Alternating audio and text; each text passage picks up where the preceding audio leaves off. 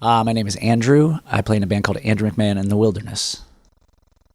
Yeah, I'm always excited to play Summerfest. This will be, gosh, if you count all of my bands together, I think it's got to be somewhere in the 5 or 6 realm in the last 10 years or so, maybe a little bit more actually. So we've been coming since before, maybe 2004, I think was maybe my first Summerfest.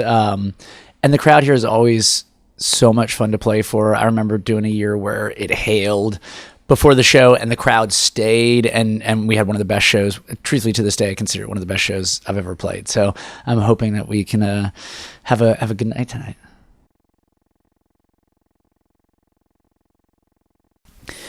I think my goal was that she got each of those verses sort of represented like highs and lows in my life, and the fact that you can have in a short period of time, this amazing success, and you can have these amazing pitfalls and difficulties, and life is not this linear thing where you want to just stay happy all the time. You've got to try and you got to take risks, and so I wanted her to see that at one of the happiest moments of my life, I had this freight train of emotions and beautiful experiences and challenges behind me.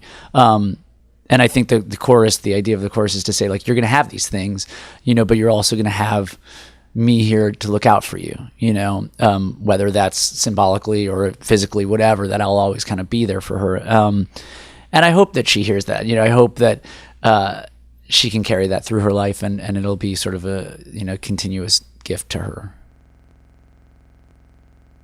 I think in general, writing this record was a chance for me to sort of experiment a little bit more, to try some different sounds in the studio that I hadn't used in the past. And I think, the beauty of kind of traveling under my own name now is it gives me a chance to play this new music and this new record, which I'm really proud of. But it's the through line between Jack's Mannequin and Something Corporate was that I wrote a lot of those songs. And so to sort of get on stage and play new music and play songs from Something Corporate and play songs from Jack's Mannequin, which I've never really had a set where I've been able to kind of merge all of those sort of various identities from over the course of several years. So that makes the show really dynamic, and a chance to sort of bring new fans and old fans around all of the music I've written over the last, 15, 16 years, rather than just the project that I'm playing with at that time.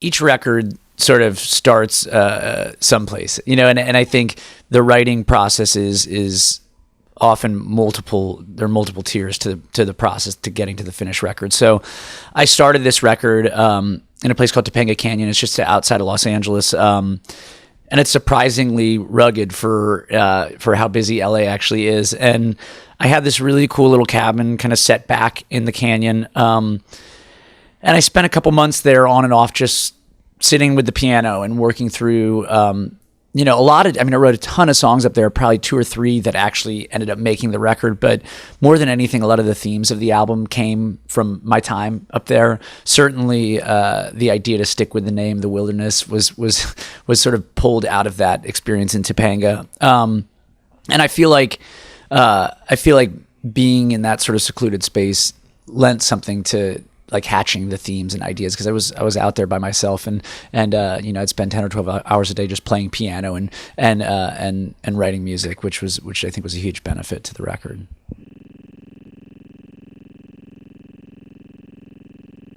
Yeah, truthfully, the name came before the decision to go into Topanga to work. The name was very symbolic. It was sort of representative of the time that I was transitioning from Jack's Mannequin into I didn't know what, and I knew that it was time to wind the Jack's Mannequin record down. There was a lot of history attached to those albums, and a period of time in my life that I'm proud of, but that was trickier, that I was ready to sort of close that chapter and move on to another. And it required me to sort of cut ties with a lot of things and places and people. I was sort of moving on from the band I had been in. I was moving on from the label I had recorded for and the management team I had worked with, and I left Los Angeles and moved home. So I think there was that idea of the symbolic wilderness, like being sort of out in the middle of nowhere after having had 2 successful projects, and going, I'm 30 now and I'm going to start over again, and what does that look like and what do I want? And that, to me, more than anything, is the heart of what the wilderness stands for.